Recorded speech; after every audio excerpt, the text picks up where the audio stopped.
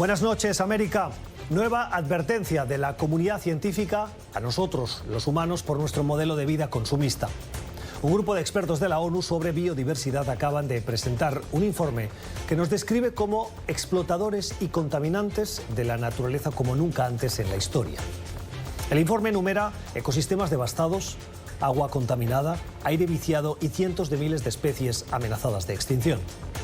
Esta frase del documento resume la esencia del mismo. Gran parte de la naturaleza ya está perdida y lo que queda continúa en declive. Hoy el 75% del medio ambiente terrestre presenta signos importantes de degradación, según el informe. Y lo mismo pasa con el 40% del medio ambiente marino y el 50% de los cursos de agua. El proceso de degradación es tan alarmante que ya no es un problema futuro, sino de presente. Ya no es un llamado para qué planeta le vamos a dejar a nuestros hijos, sino en qué mundo queremos vivir en los próximos años. Existe el peligro de tomar estos informes como algo habitual, pero precisamente por ser tan reiterativa la alarma de los expertos, es ya un imperativo consumir con responsabilidad, con respeto al medio ambiente y con conciencia ecológica. Cada gesto suma. Son las 8 en Bogotá, Lima, Quito, las 9 en la costa este de Estados Unidos y Santiago de Chile, y las 10 en Buenos Aires. Y esto es Cuestión de Poder. Bienvenidos. Hoy en el programa, en la mesa nuevas sanciones al régimen venezolano, conversamos con un asesor de la administración Trump. Récord de hispanos y asiáticos que acuden a votar. ¿Qué los motiva a participar? Luego del boom económico, ¿se acerca una recesión en Estados Unidos? Expertos debaten. Victory is winning for our country. Hoy comienza un cambio de régimen político. Desde nuestros estudios en Washington, la opinión, el análisis y las voces que nos ayudan a comprender nuestro mundo. Es cuestión de querer, es cuestión de poder. Comenzamos y lo hacemos con una mirada a una nueva legislación que acaba de hacer pública la Casa Blanca. La intención del presidente Donald Trump de debilitar una serie de normativas de regulación de seguridad de la exploración petrolera en alta mar. Sí, ¿recuerdan en el 2011 esa explosión en el Golfo de México de esa plataforma petrolera que acabó con 11 personas muertas y más de 4,5 millones de barriles que contaminaron el Golfo de México? Esa plataforma petrolera se llamaba Deepwater Horizon, y a raíz de ese accidente que nos tuvo en vilo durante semanas hasta que consiguieron apagar el incendio e intentar recuperar el desastre ecológico causado, pues bien, la presidencia de entonces, la de Barack Obama, puso en marcha una serie de normativas. Ahora esta presidencia ha decidido cambiarlas y ha presentado su intención de debilitar esas normativas estrictas. Saludamos a Carlos Sucre. Sucre es profesor de la seguridad energética de la Universidad de Georgetown. Profesor Sucre, gracias por estar con nosotros. Bienvenido, muy buenas noches. ¿Qué cambia esta nueva normativa de la administración Trump respecto de la anterior? El cambio principal es que se redujo la frecuencia de las pruebas que tienen que hacer los operadores a lo que llaman blowout preventers, que son unos dispositivos que están en el lecho marino que previenen precisamente el tipo de explosiones que ocurrieron en Deepwater Horizon en el 2010.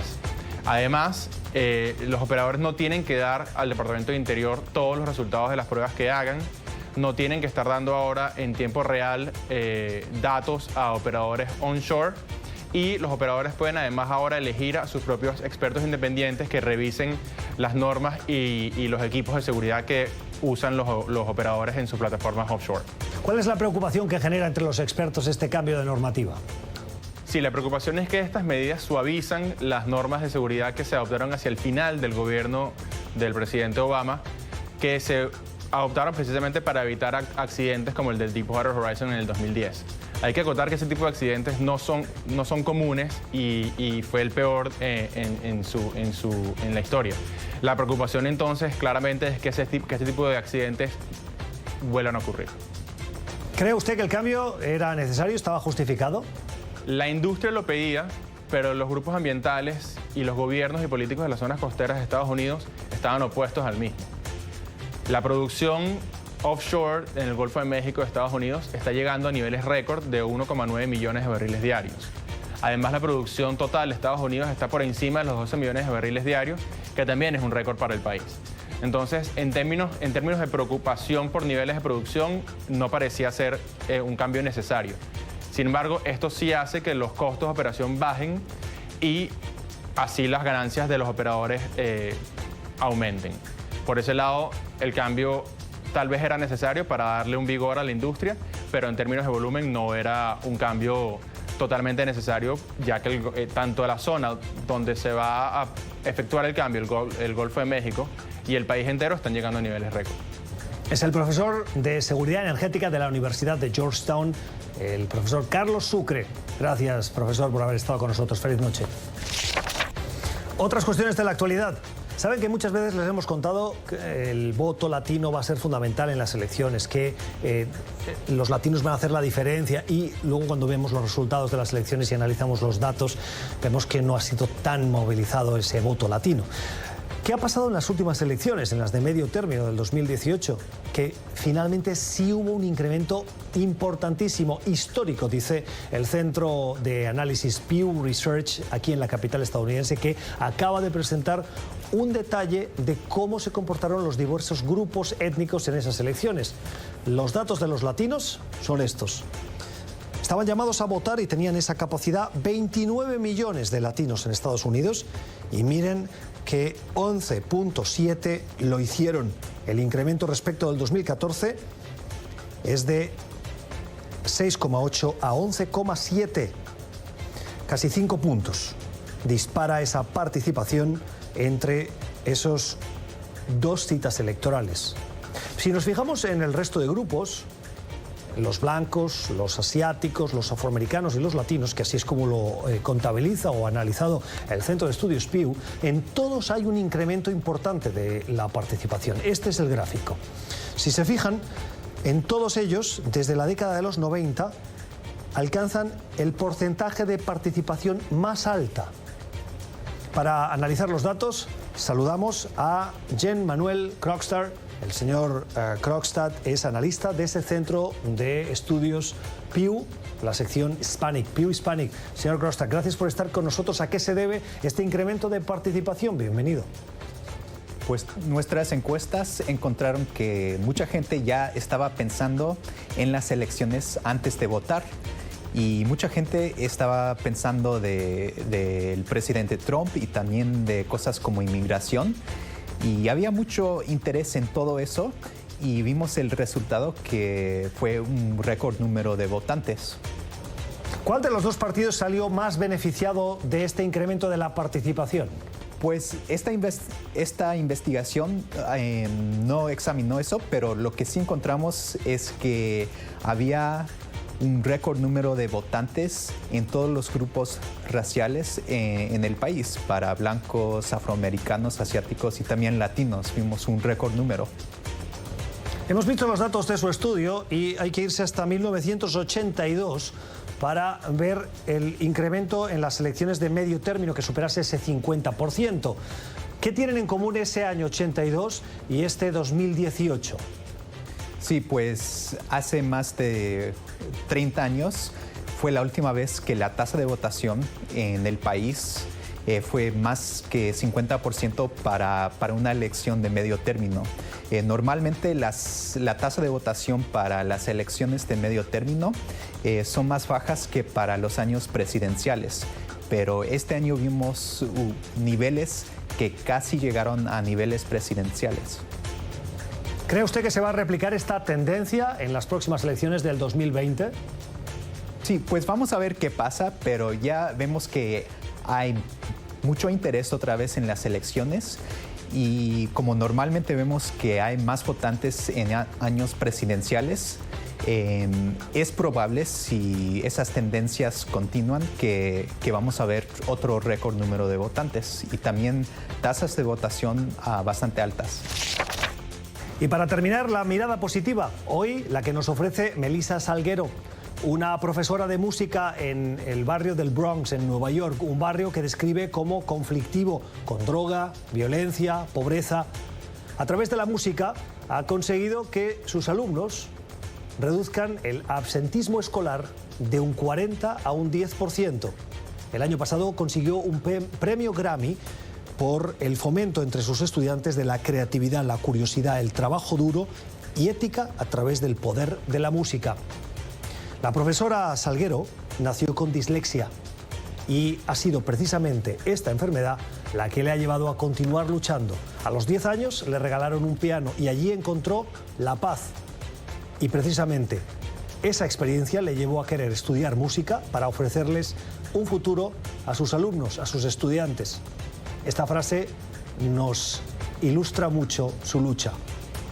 Por mi dislexia, dice la profesora Salguero, aprendí que el éxito no es alcanzar la meta, sino dar lo mejor de uno. Muchos de esos estudiantes le deben seguramente el éxito en la vida. Ya volvemos. Tiempo para la entrevista en Cuestión de Poder. Hoy, conversación larga entre Vladimir Putin y Donald Trump. Los dos mandatarios han conversado durante una hora. Esta mañana diversas cuestiones de la actualidad y entre ellas estaba Venezuela. La política estadounidense con Venezuela está derivando en un acento cada vez más pronunciado a las sanciones, la presión diplomática y la constante amenaza militar. Por eso, la entrevista de hoy la hacemos hablando con personas en la Casa Blanca, conocedores de esa política.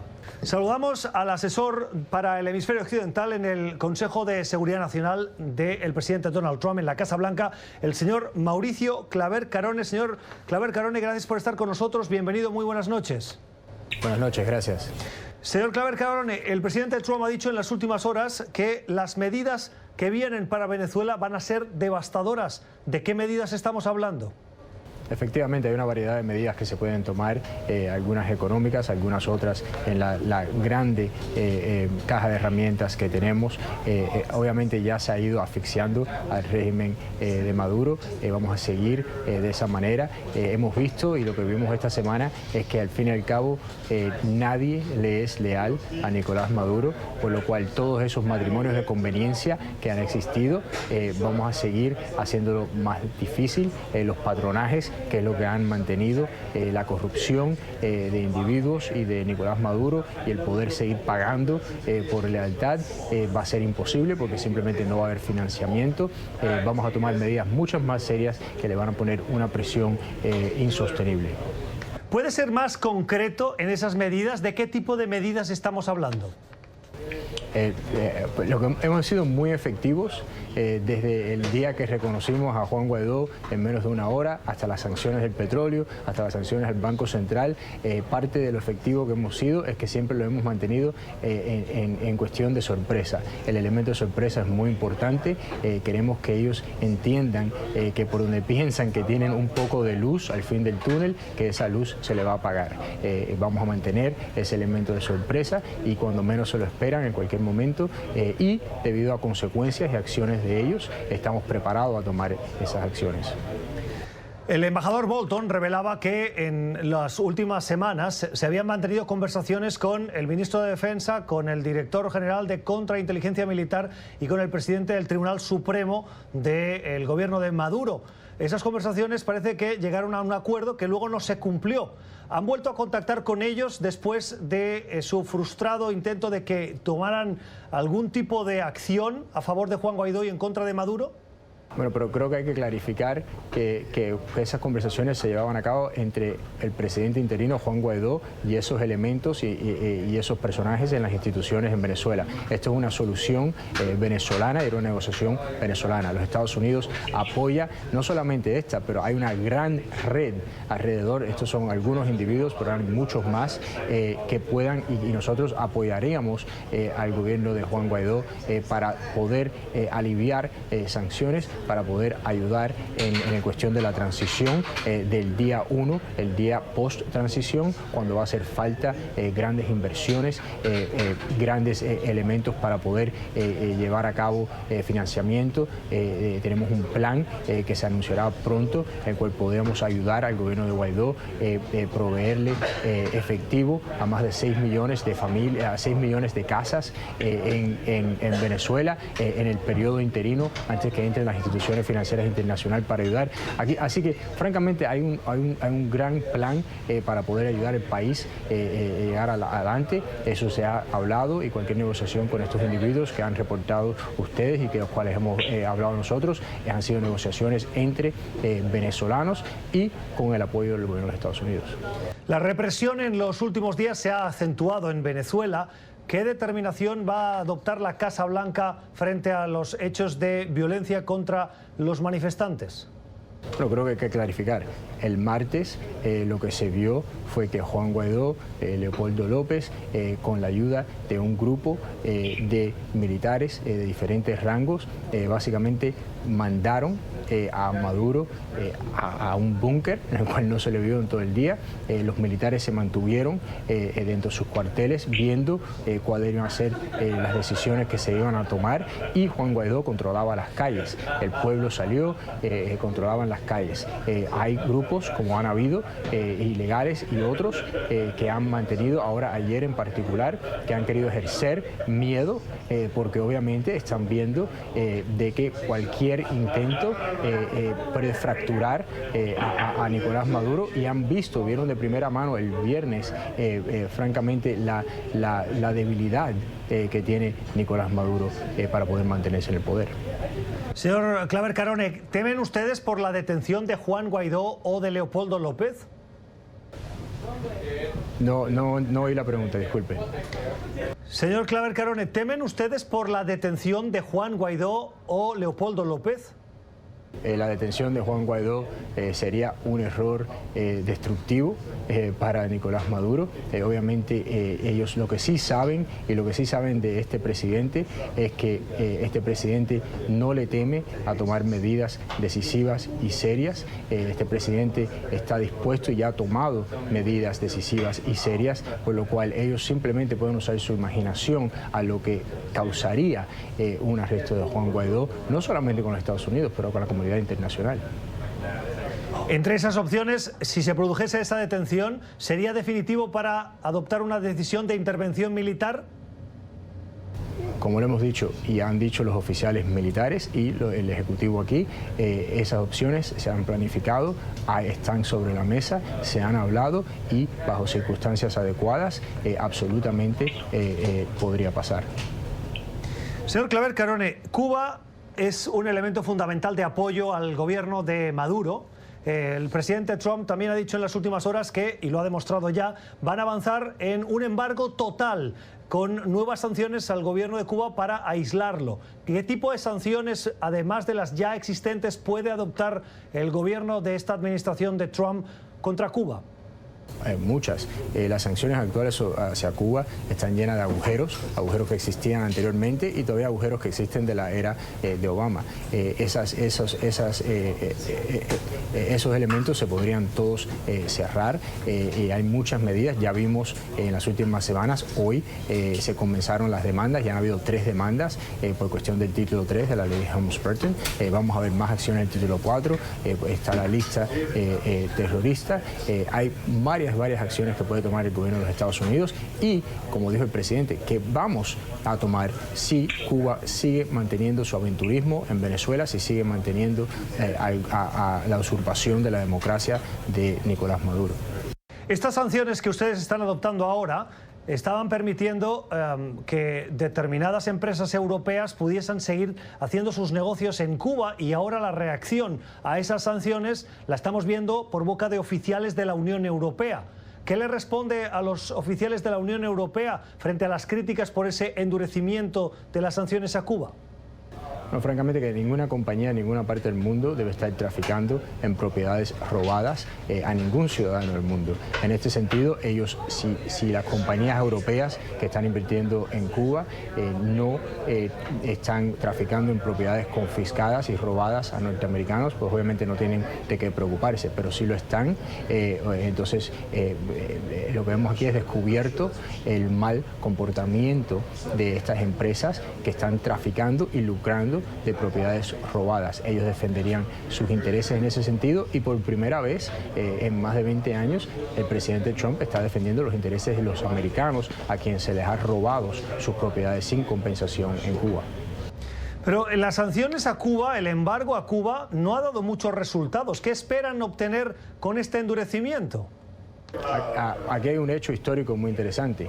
Cuba, el aventurismo extranjero de Cuba siempre ha estado basado cuando ha tenido el apoyo de un Estado auspiciador. Lo vimos en los años 60, 70 y 80, cuando la Unión Soviética los subsistía y estaba todo su aventurismo por toda Latinoamérica, África, etc. Y desde el 98 con Hugo Chávez, desde que empezó esa relación y ese regalo de petróleo, empezó la penetración de Cuba en Venezuela. Pero en los años 90, cuando ellos tenían sus propios problemas, Cuba no tenía la oportunidad de distracciones y aventurismo en el exterior. Cuba, francamente, debería preocuparse de sus problemas domésticos. Están en este aventurismo por el patrón que tienen y han tenido en Venezuela. Nosotros, con nuestras medidas, y ya hemos estado sancionando a naves, buques de petróleo que están llevando petróleo y otras cosas, y vamos a hacer muchas medidas más, pero lo que va a ser muy claro es que ya Cuba no va a recibir ningún tipo de pago por todo el aventurismo y el apoyo militar e inteligencia que le ha estado dando a Nicolás Maduro. Van a tener que hacerlo o gratis o, peor todavía, van a tener que pagar un alto costo por ese apoyo y esa subversión de la democracia en el hemisferio occidental. Ya termino. Hablo de Rusia en esta última parte de nuestra conversación. Señor Claver Carone, en las últimas horas el gobierno ruso ha dicho que si continúa la, dicen textualmente, injerencia estadounidense en Venezuela, habrá graves consecuencias. ¿Temen ustedes una reacción por parte de Rusia? Francamente, Rusia no es un poder global. Venezuela está muy lejos de Rusia. Rusia sí tiene sus inversiones de 15.000 millones que obviamente no quiere perder. Fue una mala apuesta que hicieron en Nicolás Maduro. Ellos no tienen la manera de influir o de manejar ningún tipo de poder significativo en Venezuela. Básicamente ellos quieren una ficha sobre la mesa. Esa ficha no cambia lo que es significativamente lo que hemos visto, que estamos viendo, que es el desmorramiento de Nicolás Maduro, y la única injerencia que se está llevando a cabo actualmente ha sido la que ha llevado a cabo Rusia y Cuba en Venezuela. Los Estados Unidos está protegiendo los intereses democráticos, igual que todo el hemisferio occidental, igual que el Grupo de Lima, e igual que la gran mayoría de la región, basado en los principios del Acuerdo Interamericano Democrático. Es la opinión de Mauricio Claver Carone, es asesor para el hemisferio occidental del Consejo de Seguridad Nacional de la Casa Blanca, asesor del presidente Donald Trump. Señor Claver Carone, gracias por estar con nosotros, por dedicar tiempo a nuestra audiencia. Feliz noche. Hasta aquí nuestra entrevista de hoy, una entrevista en la que con Mauricio Claver Carone nos ha quedado claro que la opción militar continúa estando sobre la mesa, que la línea roja es esa detención o ese intento, por pequeño que sea, de detención de los líderes venezolanos Juan Guaidó o Leopoldo López, que Estados Unidos tiene claro que la presión no solo es con Venezuela, también con Cuba, a quien hace en gran parte responsable de la inestabilidad por la que pasa el país caribeño, Venezuela. Vamos a la pausa. Al volver vamos a hablar de los datos económicos en Estados Unidos. Hoy se ha conocido la creación de empleo. Los datos son extraordinarios. En 50 años no se veía una tasa de desempleo tan baja en la Unión Americana, también para los latinos. Bravo por Donald Trump. Ya regresamos. Tiempo para el debate en nuestra cuestión de poder de hoy, con las opiniones de dos economistas que nos acompañan, y tenemos algunos temas de la actualidad económica que queremos conocer un poquito más en profundidad. Lo vamos a hacer con Stan Beuger, que es economista, analista político, es experto del Instituto Estadounidense de Empresas, o conocido también como el American Enterprise Institute. Stan, ¿cómo estás? Buenas noches. Buenas noches, ¿qué tal? Gracias por estar con nosotros. Y con Isaac Cohen, que es economista, es analista en cuestiones económicas, es presidente de Inverway. Señor Cohen, Isaac, ¿cómo estás? Buenas noches. Encantado. Gracias por venir esta noche a Cuestión de Poder, un día en el que hemos conocido los datos de desempleo de Estados Unidos que nos parecen extraordinarios. En 50 años no había unos datos tan positivos, y en eso siempre lo hemos dicho en este programa, todo el crédito al presidente Trump, que supo tomar la inercia del gobierno anterior, pero mantenerla, y sus políticas han conseguido que los datos de desempleo sean históricos, como no se veían en casi 50 años. El desempleo en Estados Unidos ha bajado del 3,8 al 3,6%. Se esperaba una creación de unos 217.000 nuevos empleos y en el mes de abril se crearon 263.000. ¿Qué opinión como punto de partida que estos datos le merecen, señor Cohen? Bueno, después de una caída en febrero espectacular, una subida de esta magnitud, tengo la impresión de que es impresionante. La economía de Estados Unidos está muy fuerte. ¿Qué es lo que la hace fuerte? Bueno, estamos viviendo parte del estímulo que recibió la economía con la rebaja de impuestos aprobada en 2017. Muchos decían que el estímulo se estaba terminando al comenzar el año, porque al final del 18 hubo una caída que asustó a mucha gente, especialmente en la bolsa, pero ahora estamos viendo una recuperación, de manera que el estímulo continúa. Y la gran pregunta es cuánto va a durar esto. ¿Cuánto cree que va a durar? Bueno, la preocupación básica es porque esto decisivamente va a influenciar el resultado de las elecciones del año entrante. Entonces vamos a ver si de aquí a ese momento, por lo menos hasta mediados de 2020, se sostiene la reactivación. Va a cumplir la reactivación 10 años en julio, con lo cual se va a volver la reactivación más prolongada de la economía de Estados Unidos. Ha sido lenta, pero sostenida. Entonces tenemos una situación extraordinaria, una economía vigorosa y el crédito, como muy bien lo decías en la introducción, pues a la administración del presidente Trump, precisamente por este estímulo derivado de la rebaja de impuestos. Ya veo que usted está a favor de esa rebaja de impuestos, ahora hablaremos de la misma y de las bondades o los comentarios críticos que también recibe. Señor Beuger, sobre los datos de desempleo 3,6, no se veía. Sí, pues yo en general estoy de acuerdo que estos números son muy positivos. Lo que sí diría es que hay dos factores que sí son un poco más preocupantes. Uno es el hecho de que estamos ahora mismo con un déficit fiscal del 4 o 5%, que es un montón. O sea, si por algún motivo si entramos en una recesión, entonces no habrá tanto espacio fiscal como para darle un estímulo a la economía. A la vez, los tipos de interés siguen siendo muy bajos y ahí tampoco hay mucho espacio para la Reserva Federal como para intervenir si pasa algo negativo.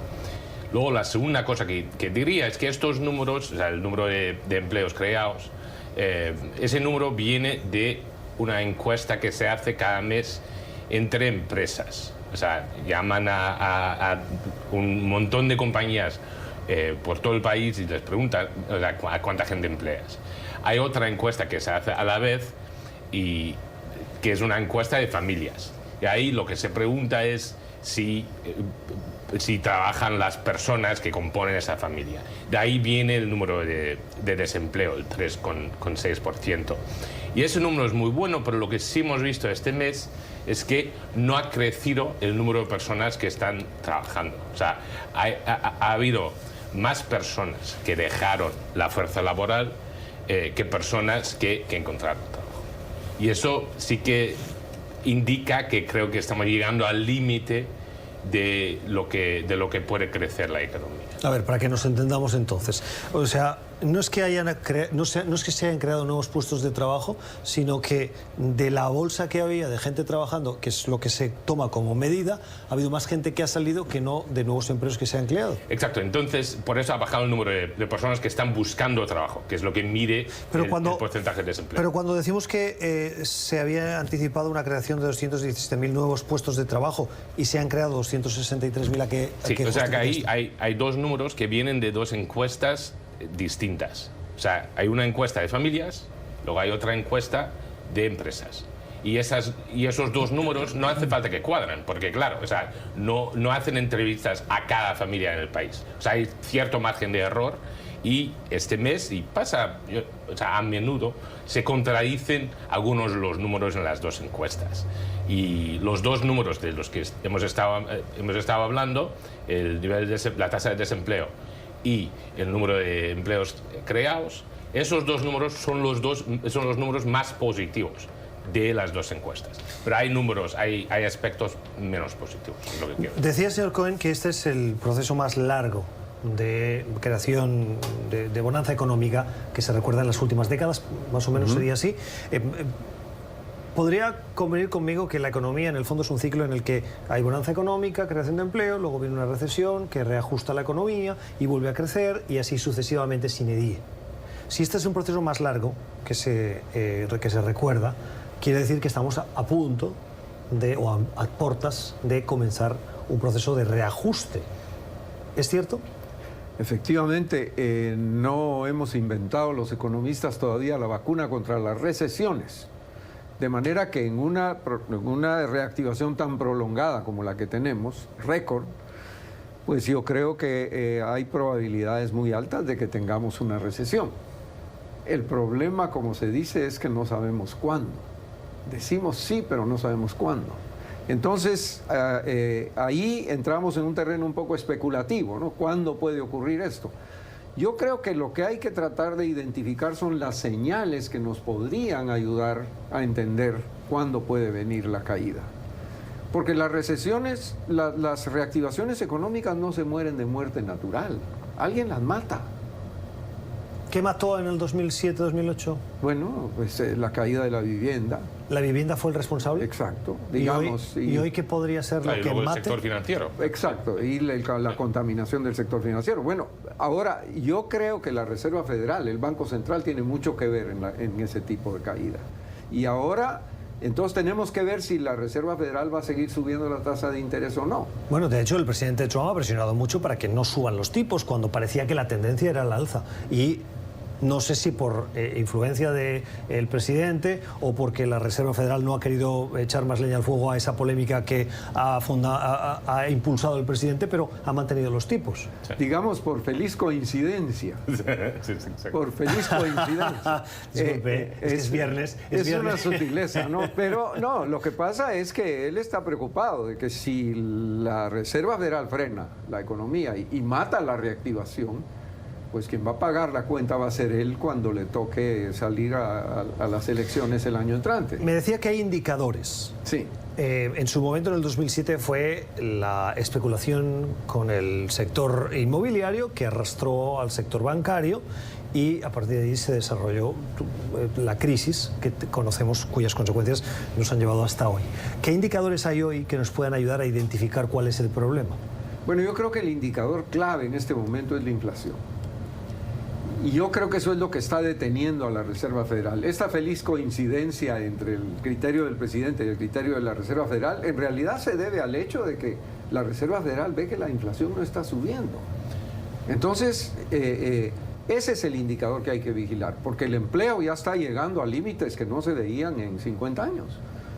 Entonces, puede venir presión inflacionaria del lado de los salarios, en cuyo caso los precios se van a disparar y la Reserva Federal va a frenar. ¿La vivienda está bien? La vivienda está mal, tiene cinco trimestres de caída. Porque me decían que, por ejemplo, en Florida sienten que hay un ambiente de especulación, que hay viviendas que están a precios que no son racionales. En Washington, por ejemplo, están saliendo muchas viviendas, en la ciudad de Washington donde nos encontramos, están saliendo muchas viviendas nuevas al mercado a la vez, y eso está también bajando los precios, aumenta la oferta y... Sí, es un mercado muy segmentado, o sea, pueden yo haber... le doy solo dos, no sé... Pueden haber... Mira, aquí en Washington también ha crecido un montón la demanda en los últimos 10 años. Por eso el mercado local de Washington no me preocupa. Claro que hay especulación en algunos sitios, pero no creo que se pueda comparar el sector de la vivienda de ahora con el de hace 12 años. Claro. O sea, que creo que es completamente distinto. Siempre decimos que cuando la economía estadounidense le va mal, eso afecta a las economías de América Latina, y este canal es un canal latinoamericano fundamentalmente. ¿Hay algún elemento que vaya a la inversa? Es decir, que si las economías de la región van bien o si las economías de la región van mal, ¿esto puede afectar de alguna manera a Estados Unidos? Pues Estados Unidos es un país con una economía enorme y esos factores externos, o sea, no son tan importantes para Estados Unidos como lo pueden ser para países con una economía más pequeña y que dependan mucho de exportaciones. O sea, creo que ese efecto creo que es menor. Pero a la inversa sí. O sea, cuando aquí cuando le pasa va algo, bien. exacto. Sí, ya. Cuando aquí pasa algo, entonces allá, entonces tenemos consecuencias. Entonces, si yo fuese un televidente empresario en América Latina ahora mismo y les hubiese escuchado, diría, bueno, tengo que empezar a prepararme porque vienen curvas. Pues no, es que yo no sé si eso es cierto. O sea, claro, siempre existe la posibilidad, y estoy de acuerdo en que hay muy poco espacio para crecer en el mercado laboral, pero eso no quiere decir que vayamos a entrar en una recesión. Lo que quiere decir es que no vamos a poder sostener un crecimiento del 3% sin un incremento en la productividad bastante importante. Pero lo que sí podemos mantener sin más crecimiento del mercado laboral es una tasa de crecimiento del 2%, del 1,8%. O sea, eso es muy distinto de una recesión. Yeah. O sea, crecimiento más moderado, eso sí que es factible. O sea, hasta que pasa algo, hasta que alguien mate el motor de la economía. Pero, claro. O sea, antes de terminar, el Tratado de Libre Comercio entre México, Estados Unidos y Canadá. Saben ustedes que uno de los elementos fundamentales de su propuesta económica cuando se presentó como candidato y luego como presidente ha sido la de reformular ese acuerdo de libre comercio, conocido en inglés como NAFTA. Se llegó a un acuerdo después de difíciles negociaciones, fue ratificado en su momento por Justin Trudeau, Enrique Peña Nieto y el presidente Trump, pero una vez aprobado, tiene que pasar por los diversos cuerpos legislativos de cada uno de los países. Esta semana, el influyente senador Chuck Grassley de Iowa, es republicano, ha escrito una columna de opinión en nada más y nada menos que el Wall Street Journal, que es ese periódico de referencia para Wall Street y para los conservadores, los republicanos en Estados Unidos. Y dice que no hay apetito en el Congreso para ratificar ese tratado de libre comercio, y mira que costó negociarlo, ¿eh? No hay apetito en el Congreso para ratificarlo mientras continúen las conocidas como tarifas del acero y el aluminio. ¿Es posible, después de haberse firmado entre esos tres presidentes, señor Cohen, ahora entrar en el detalle de modificar ese acuerdo, lo cual, le pregunto, llevaría a que Estados Unidos volvería a enviar otra propuesta y volveríamos a entrar en un ciclo de negociaciones que podría llevarnos a un sine die? Bueno, los demócratas que tienen la mayoría en la Cámara y van a tener algo que decir sobre este proceso de ratificación del tratado han dicho que quieren revisar algunos aspectos. Eso es diferente a lo que dice el senador Grassley, porque el senador Grassley se está refiriendo a unos aranceles que le puso el gobierno de Estados Unidos a las importaciones de acero y aluminio de Canadá y de México, argumentando de que ambos son una amenaza a la seguridad de este país. Y esas tarifas están fuera del contexto del tratado. Exactamente. O sea, sí. Pero lo vincula. Lo vincula el senador, pero no forman parte del tratado. Sí. Pero es una paradoja, por ejemplo, hacer un tratado de libre comercio con dos socios comerciales, que son los mejores socios comerciales que tiene este país, y al mismo tiempo castigarlos poniéndoles aranceles. Ahí es donde la Casa Blanca a veces ha tenido algunos traspiés, generando proteccionismos innecesarios a mi manera de ver, especialmente en sus relaciones con México y Estados Unidos. Entonces, yo no sé, México y Canadá podría pues argumentar de que si quieren aprobar ese tratado, mejor que les quiten esos aranceles, porque eso es una contradicción realmente. Y creo que la impresión que tengo es que va a crear problemas también en el Parlamento canadiense, porque ahí no quieren aprobar el tratado hasta que se quiten esas tarifas. Correcto. Mientras esto no sea ratificado por los parlamentos respectivos, en este caso por el Congreso de los Estados Unidos, el que está vigente es el tratado anterior. Así. Y que es bastante similar. O sea, no, el presidente dijo que había sido un gran cambio. Sí, sí. No, pero un momento, no se rían, cuéntenme, ¿es muy similar y qué es lo que ha cambiado? Pues se han introducido un par de elementos más modernos sobre temas de protección de datos electrónicos y cosas así, pero las líneas generales del tratado son muy similares. Te voy a contestar con un sabio adagio mexicano. Aquí nos encanta aprender. Es la misma gata, solo que revolcada, como dicen. Bueno, ¿ustedes prevén que esto se apruebe antes de termine la legislatura? Ya veremos. Espero que sí, yo espero que sí, porque estamos hablando de un negocio de $1 trillón por año. Y eso no es broma. Son las opiniones, el análisis de quienes nos han acompañado hoy en este debate, en esta contraposición de ideas, en este intentar comprender un poco los detalles de cuestiones económicas como las que hemos abordado hoy, los datos de desempleo o este Tratado de Libre Comercio y la economía estadounidense y latinoamericana, con Stan Beuger y con Isaac Cohen. Gracias por haber venido. Placer. Gracias. Vamos a la pausa y al volver, nuestra recomendación cultural de hoy viernes. No se la pierdan. Joven política, y como ella, tanto las otras mujeres que están en el documental son políticas progresistas, demócratas, que fueron apoyadas por PAC, estos comités de política dedicados a recaudar fondos para ciertos candidatos, ¿no? Y que se enfrentan a políticos de mucho poder y del establecimiento político. Entonces hay una lucha ahí que está redefiniendo la política de este país. Oye, hablando de cuestiones de interés, esta semana en Efecto Naim, ¿qué tenéis? Esta semana en Efecto Naim, a las 6 de la tarde el domingo, estrena una entrevista con William Burns, uno de los más importantes diplomáticos estadounidenses. Fue subsecretario de Estado en 2 ocasiones, con Hillary Clinton y con John Kerry, y se retiró en 2014, pero acaba de publicar sus memorias. Y tenemos todo el programa, se lo dedicamos a este gran líder. No, una historia para... Yo les tengo que decir que he visto una parte y es muy recomendable porque ayuda mucho a entender cómo se hace la alta diplomacia en Estados Unidos en problemas muy complejos. Sí, él ha estado en todos los más importantes eventos internacionales de los últimos 35 años, estuvo 30 años en la diplomacia. Y además ahora también valora desde esa perspectiva lo que está pasando en Estados Unidos. Así. El domingo a las 6 de la tarde, Efecto Naim. Muy recomendable. Gracias, Alexandra. A ti, Gustavo. Vamos a las redes sociales.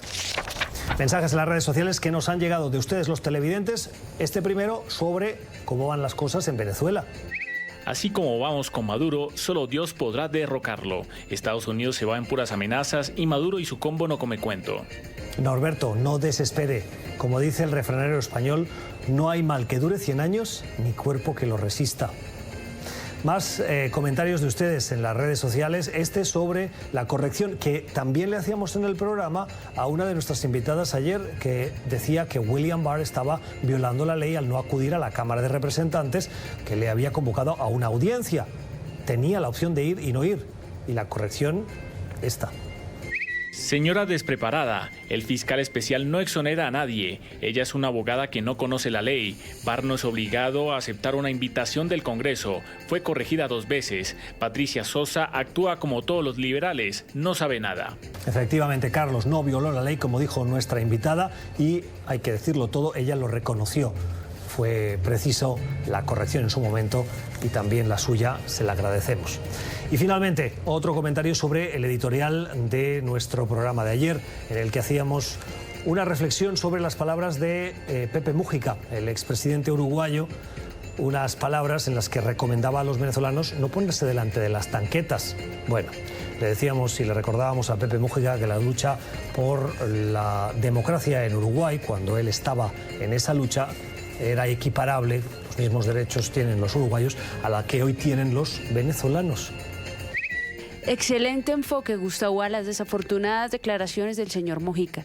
Los latinoamericanos con seguridad le perdimos el respeto y el aprecio si alguna vez lo tuvo este guerrillero y expresidente. Lamentable, y ojalá se disculpe en público. Gracias, Gertrudis. Tampoco denostaría toda la figura de Pepe Mújica. Hay cosas interesantes de sus reflexiones. En esta ocasión sí nos pareció pertinente hacer el comentario, que también consideramos como usted desafortunado, pero no todo lo que ha dicho o ha hecho Pepe Mújica hay que echarlo por la borda. Siempre hay algo positivo que rescatar, ¿no cree? Así terminamos. Gracias a ustedes por habernos acompañado. Esperemos que hayan aprendido al menos tanto como lo hemos hecho nosotros con nuestros invitados. Volvemos el lunes. Que tengan un feliz fin de semana.